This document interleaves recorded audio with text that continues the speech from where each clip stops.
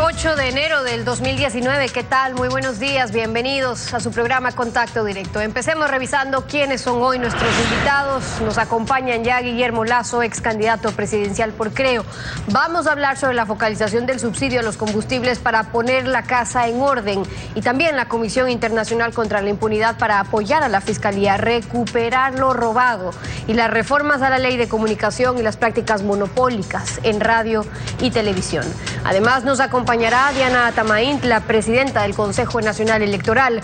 La organización de las elecciones seccionales de alcaldes, prefectos, de consejeros nacionales de participación ciudadana con las mismas reglas del Estado candidato. ¿Cómo se efectuará igualitariamente la promoción de tantos candidatos? Lo vamos a revisar. Y también estará Carlos Pérez García, el ministro de Hidrocarburos. La auditoría de empresas internacionales escogidas por el Programa de Naciones Unidas para el Desarrollo, PNUD, a 5 proyectos petroleros emblemáticos, sus recomendaciones y el costo de salvar esos proyectos. 1 año y 4 meses después del llamado a juicio, hoy martes en la Corte Nacional de Justicia se dará la audiencia de juzgamiento en contra de Pedro Delgado, el primo de Rafael Correa y expresidente del Banco Central. Delgado está acusado de enriquecimiento ilícito y ahora está prófugo en Miami. El primo de Rafael Correa y expresidente del Banco Central, Pedro Delgado, quien está prófugo en Miami desde hace 6 años, enfrentará este martes una audiencia de juzgamiento en la Corte Nacional de Justicia. La Fiscalía busca su sentencia condenatoria. Lo acusa de enriquecimiento ilícito por no justificar $1.260.000 de su patrimonio mientras fue funcionario del correísmo. La diligencia se reactivó 1 año y 4 meses después del llamado a juicio. Pedro Delgado ya no tiene abogado particular. Lo representa una defensora pública. Al consultarle sobre la audiencia, el procesado respondió por correo electrónico. La defensora pública deberá insistir en que se obtengan las pruebas de descargo que hasta el momento la Fiscalía se ha negado a aceptar. Para la audiencia de este martes, la Fiscalía General ha solicitado la presencia de 4 testigos. 3 son auditores de Contraloría y una funcionaria de la Unidad de Análisis Financiero y Económico, UAFE. También la documentación financiera y tributaria de Pedro Delgado y una asistencia penal enviada por Estados Unidos, donde consta la empresa Integrare América, vehículos e inmuebles a nombre de Pedro Delgado, incluida su casa en el condado de Miami-Dade, valorada en $487.000. En 2012, poco antes de que se descubra la verdad sobre su título falso, Delgado recibió un homenaje al que asistió el entonces presidente de la República, Rafael Correa. Esa persecución canallesca por cierta oposición menos que mediocre y por la prensa corrupta de siempre. Gracias, Pedro, por tu testimonio de lucha permanente. Cuenta con todo nuestro respaldo. El gobierno no pudo sostenerlo más y en diciembre de 2012, Pedro Delgado reconoció que su título de economista era falso y salió del país con conocimiento de su primo. Él ha tenido que viajar, estaba planificado hace mucho tiempo que viaje a Miami, lugar donde se reside su familia. Ayer se casaba su hijo, qué pena, ¿no?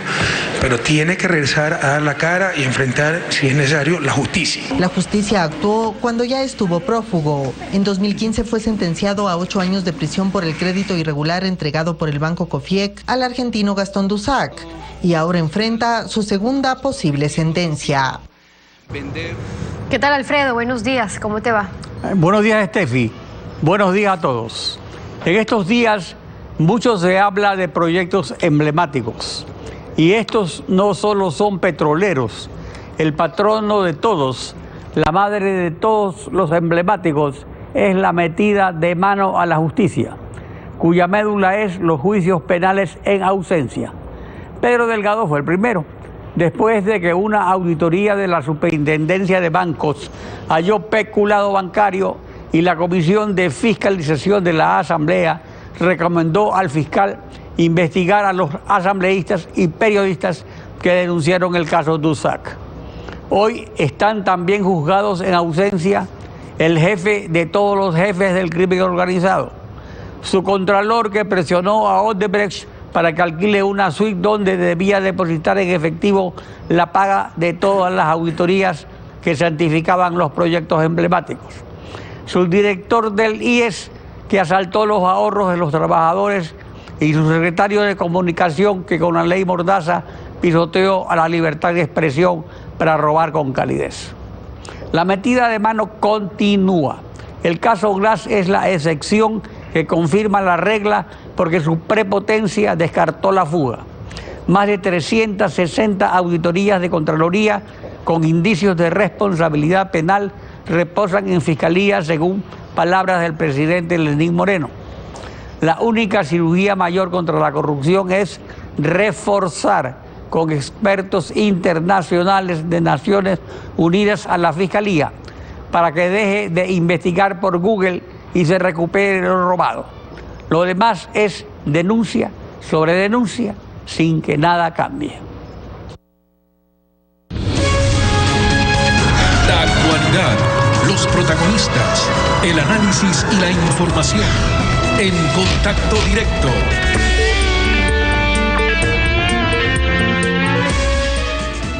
La focalización del subsidio a las gasolinas y el diésel, el retroceso en constituir una comisión contra la impunidad con expertos de Naciones Unidas y las reformas a la ley de comunicación son temas represados que brotan ante la expectativa ciudadana.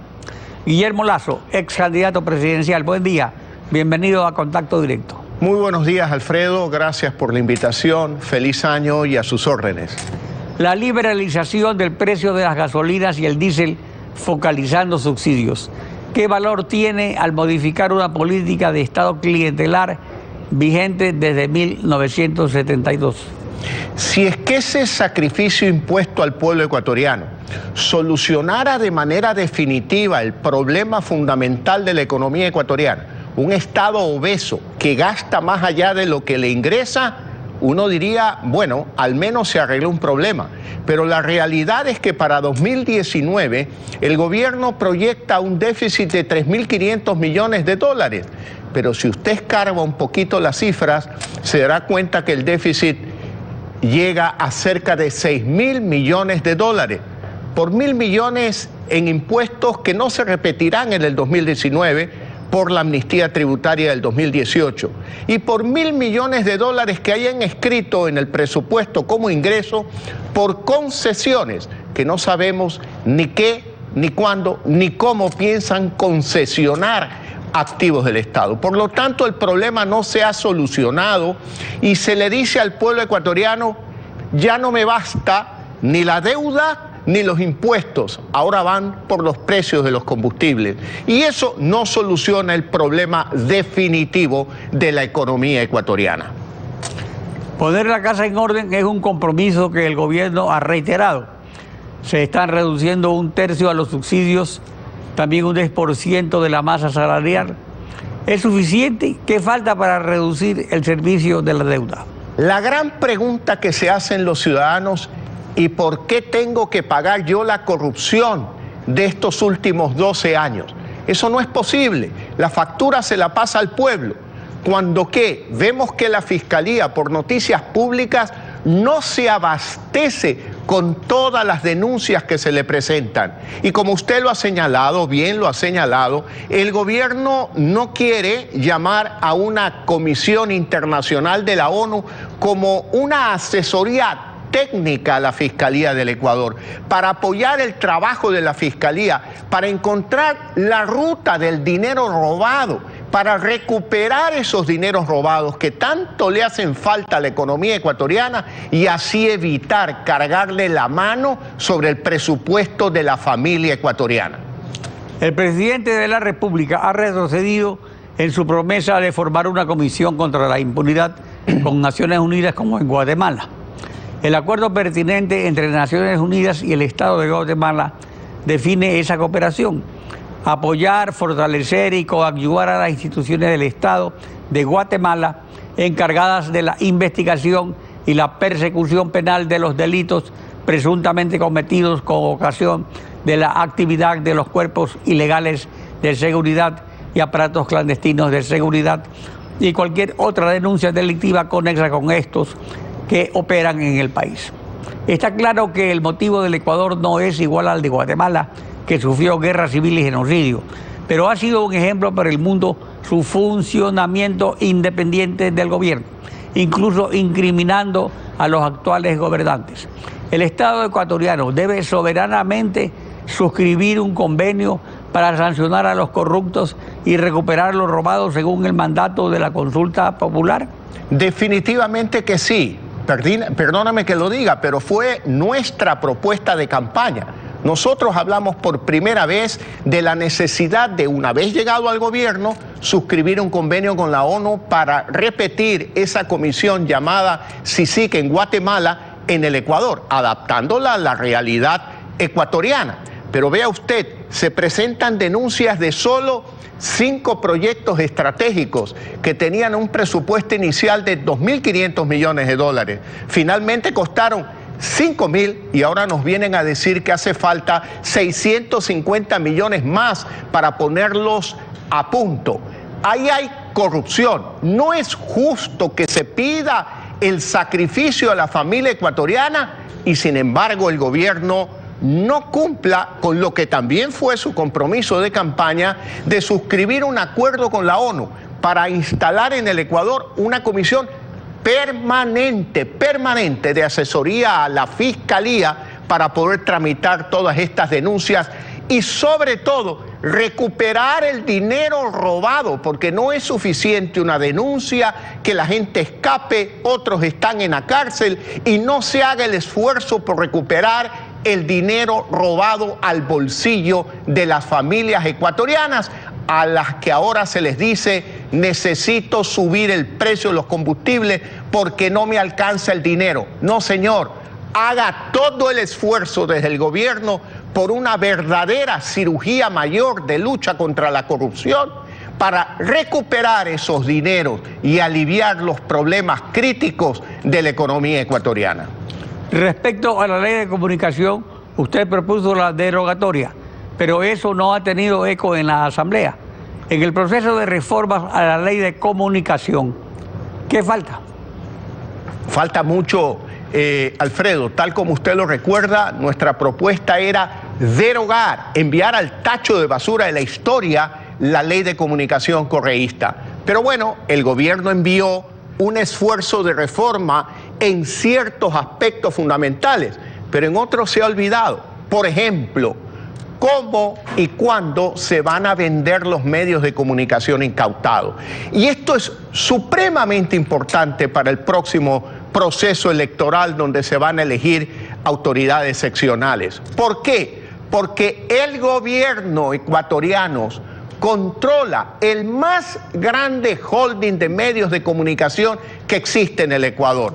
Canales de televisión, periódicos, revistas, radios. Por lo tanto, ahí tienen el arma para el Estado candidato, para hacer lo que hicieron contra mí en el año 2017. Mientras esa ley de comunicación, y tiene la oportunidad el presidente a través del veto de corregir estos defectos, no precise cómo y cuándo se van a vender estos medios de comunicación incautados, y cómo y cuándo se va a definir la propiedad de los medios públicos para que no sean simplemente un departamento del gobierno de turno, yo creo que la democracia ecuatoriana seguirá afectada por estos abusos del poder. El acaparamiento de frecuencias de radio y televisión es condenado por la Declaración de Principios de la Libertad de Expresión de la Comisión Interamericana de Derechos Humanos, por la Constitución y por la Ley de Comunicación. Contraloría ha auditado, declarado nulo el concurso de frecuencias que organizó Jorge Glass en el gobierno anterior. Pero fuera de concurso, el gobierno anterior adjudicó una segunda cadena nacional de televisión que está prohibido en la ley a la misma empresa que es propietaria de las 4 cadenas de televisión de Guatemala y que por lavado de activos con el actual presidente de Guatemala y financiamiento electoral fraudulento ha sido acusada por la Comisión Antiimpunidad de Naciones Unidas, que el presidente de Guatemala quiere expulsar. ¿Qué comentario le merece esta coincidencia? Lo he dicho siempre y lo repito ahora. No puede ser que exista una legislación que favorezca a los extranjeros por encima de los ecuatorianos. Me explico mejor. De acuerdo con las reformas correístas, se le prohíbe al dueño de un medio de comunicación ecuatoriano tener otro tipo de actividades económicas. Pero claro, esa exigencia no es practicable a un extranjero que tiene toda la libertad de tener cualquier tipo de actividad económica en el exterior. Por lo tanto, lo que sucede es que en el Ecuador ahora se legisla en contra de los ecuatorianos y a favor de los extranjeros. Por lo tanto, yo creo que las reformas a la ley de comunicación no están completas. Requiere también una enmienda constitucional para eliminar aquel grillete que está puesto sobre los medios de comunicación privados en el Ecuador. Para seguir con esta rima de los medios de comunicación corruptos. Acabamos de ver en la introducción del noticiero cómo Correa atacaba a los medios de comunicación privados defendiendo a su primo. Y mire lo que la historia nos viene a contar. La verdad, es decir, los medios de comunicación informaban lo correcto en su momento. Yo creo que esa reforma a la ley de comunicación es perfectible, es mejorable. Hay un avance, muy ligero avance. Repito, temas pendientes, cómo y cuándo se van a deshacer de los medios de comunicación incautados para eliminar la tentación de que el gobierno los utilice a favor de sus candidatos y de sus aliados en el cogobierno de los últimos 2 años. Y luego, ¿cuál es la reforma para poner en igualdad de condición a los dueños de medios de comunicación ecuatorianos versus los medios de comunicación extranjeros? Extranjeros a los que además se les regala una cadena nacional adicional de televisión. Bueno, ya ve usted cómo a última hora ponen una disposición transitoria en la ley que pretendieron simplemente echar arena sobre aquel informe de la Contraloría General del Estado. Ojalá el gobierno cumpla y vete ese artículo como se ha comprometido. Guillermo Lazo, gracias por acompañarnos en Contacto Directo. Estefi. Vamos a una pausa. Cuando regresemos nos acompañará Diana Tamain, la presidenta del Consejo Nacional Electoral. Vamos a hablar sobre la organización de la campaña electoral, ventajas, desventajas del apoyo de los partidos a los candidatos para alcaldes, prefectos, consejeros de participación ciudadana. En pocos minutos, no se vaya.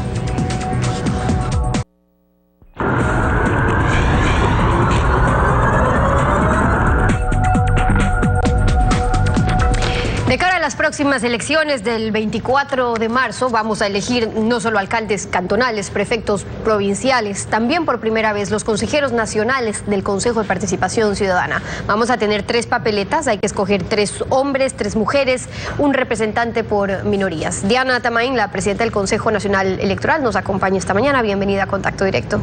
Muy buenos días, muchísimas gracias por la invitación. Buenos días también. En el caso de los candidatos al Consejo de Participación, ellos no pueden hacer campaña por su cuenta, pero a diferencia de los candidatos alcaldes o prefectos, no vienen de partidos políticos. Algunos, de hecho, no son conocidos para la ciudadanía. ¿Bastará con el presupuesto que cuentan para poderlos dar a conocer o por qué no aplicar con ellos parámetros distintos para que se puedan promocionar?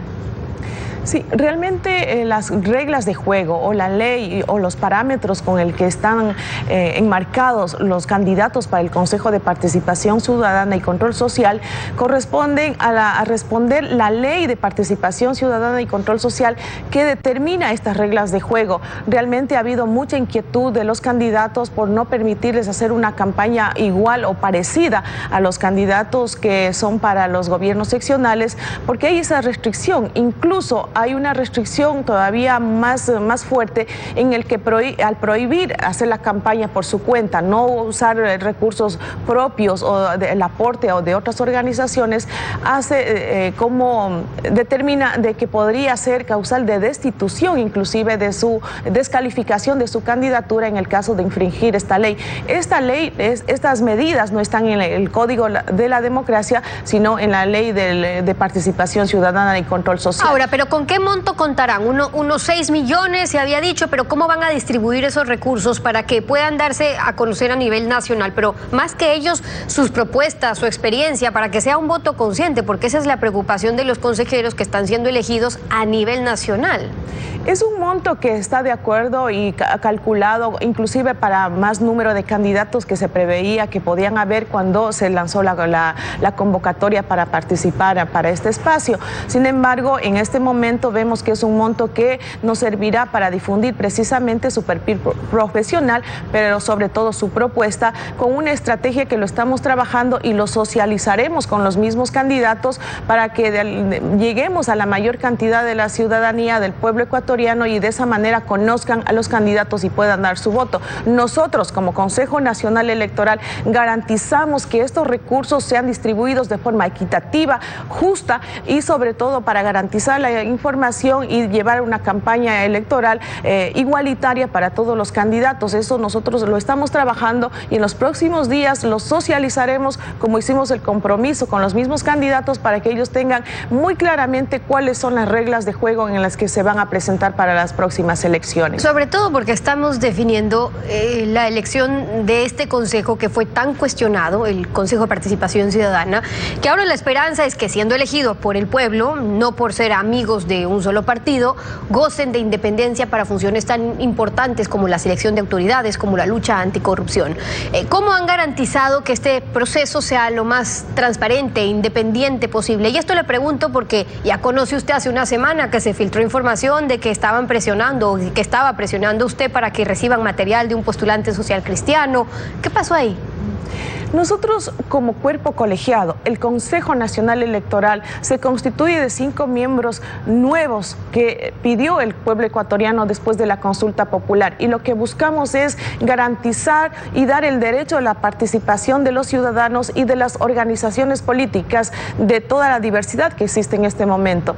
El Consejo Nacional Electoral del pasado, en el que lo que hacía desde arriba, desde un poder del Estado, ordenar para que se relegue, para que se discrimine a un candidato o un partido político, quedó en el pasado. Nosotros lo que buscamos es garantizar, sin mirar la bandera política, el derecho de la participación con transparencia y sin miramientos de ningún tipo. Es decir, lo que usted está diciendo es que su llamada o la conversación con aquel funcionario del Consejo Nacional Electoral, que por cierto ya no está trabajando ahí, era más bien para que no se relegue o no se quiera discriminar a un candidato. ¿Qué pasó concretamente? Porque lo que se conoció fue información que se difundió de que estaba ejerciendo presiones usted sobre determinados candidatos.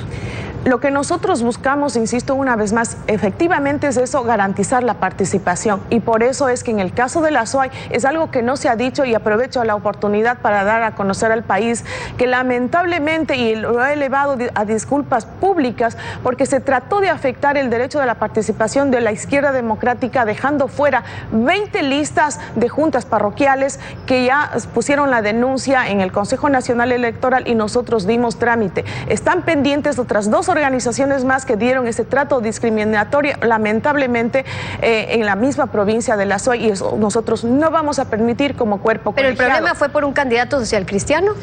Por 3 organizaciones de lo que nosotros hasta ahora hemos verificado.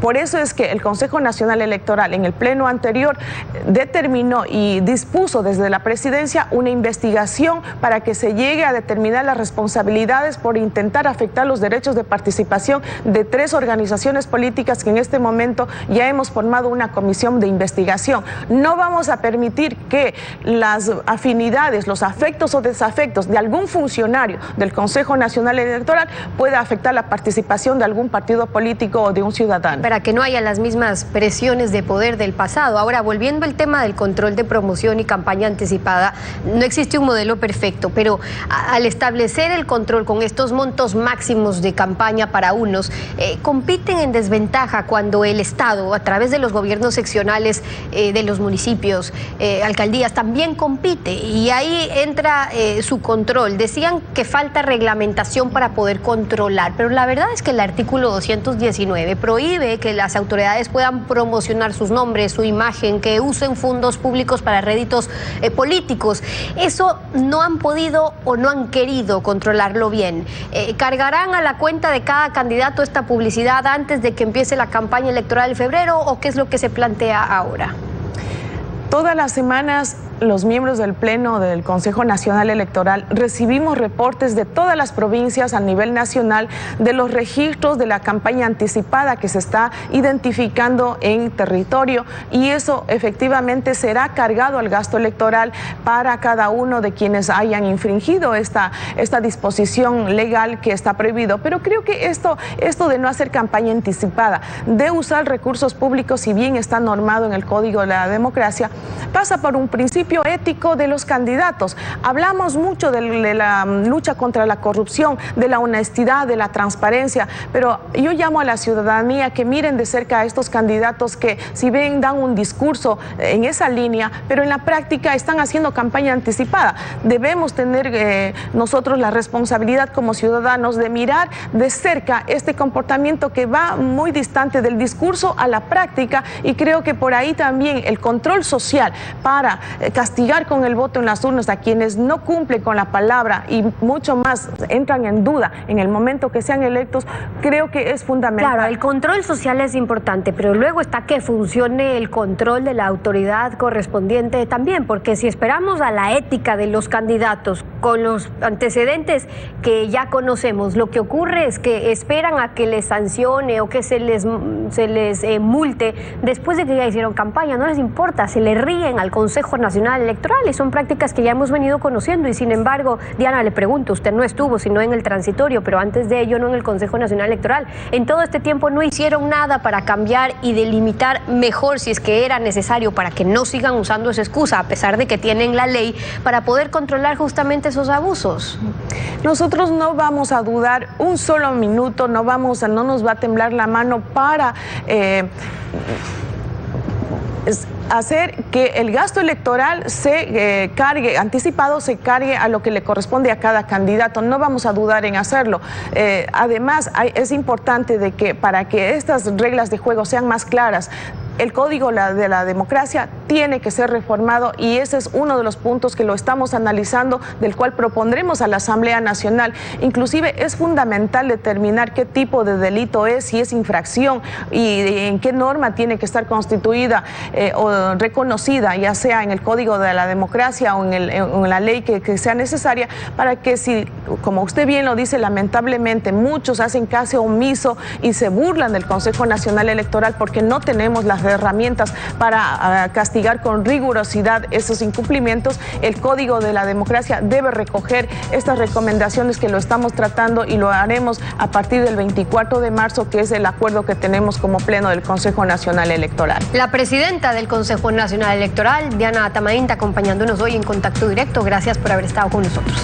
Buenos días, muchas gracias. 7:31, vamos a una pausa, y cuando regresemos estará Carlos Pérez García, el ministro de Hidrocarburos. Vamos a hablar sobre la auditoría de empresas internacionales contratadas por el PNUD para 5 proyectos petroleros emblemáticos, sus conclusiones para rescatar los proyectos. Manténgase en sintonía.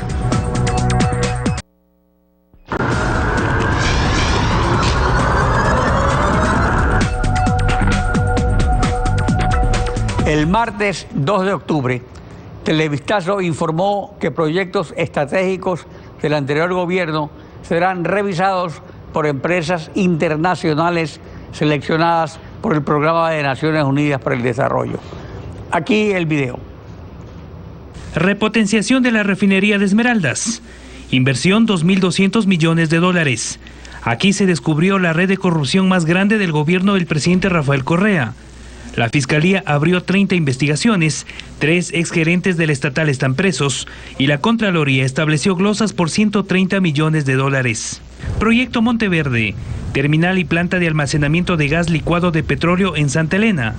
El contrato fue adjudicado en 2007 a la alianza Petroecuador-Flopec. El monto inicial 263 millones. Total invertido $570 millones.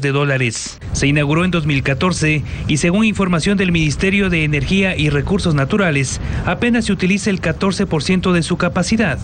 Proyecto de la Refinería del Pacífico. Inaugurado en 2008 por los expresidentes de Ecuador, Rafael Correa, y de Venezuela, Hugo Chávez, de la refinería apenas se realizó el movimiento de tierras y el acueducto La Esperanza. Inversión, $1.500 millones. La Fiscalía descubrió que la contratista Odebrecht pagó coimas para adjudicarse los contratos. Poliducto Pascuales Cuenca para transporte de combustible, una de las obras más costosas que el gobierno anterior adjudicó a la empresa Odebrecht. Contrato inicial 370 millones, total invertido cerca de 600 millones de dólares. Por los dos proyectos, según la Fiscalía, Odebrecht pagó sobornos. Entre los sentenciados está el ex vicepresidente Jorge Glass por asociación ilícita. Además del proyecto Bajo Alto de gas del Golfo en la provincia de El Oro. El contrato fue adjudicado a la empresa española Ros Roca Indox por 49 millones de dólares. En varias ocasiones se ha paralizado por fallas técnicas. Los contratos de estas obras serán revisados por 5 empresas internacionales, 4 de ellas ya seleccionadas por las Naciones Unidas. Carlos Pérez, ministro de Hidrocarburos. Buen día, bienvenido a Contacto Directo. Doctor Pinargote, buenos días, un gusto estar aquí. Gracias. Antes de entrar al tema, ayer mediante el decreto ejecutivo 632, el presidente dictó directrices para la aplicación del decreto 619 que liberaliza el precio de los combustibles. ¿Qué dispone el artículo único? ¿Se suspende el alza de diésel? No, doctor Pinargote, el decreto original preveía que el diésel de transporte público y transporte de pasajeros y pesado era y se mantenía en 1,037. No ha habido ningún cambio al respecto. El diésel que se iba a subir es el diésel privado. Hasta que nosotros tengamos un método de compensación para ese grupo, se mantendrá el precio en gasolineras a 1,037. No ha habido sino una aclaración al decreto porque había dudas en la transportación de la aplicación del mismo.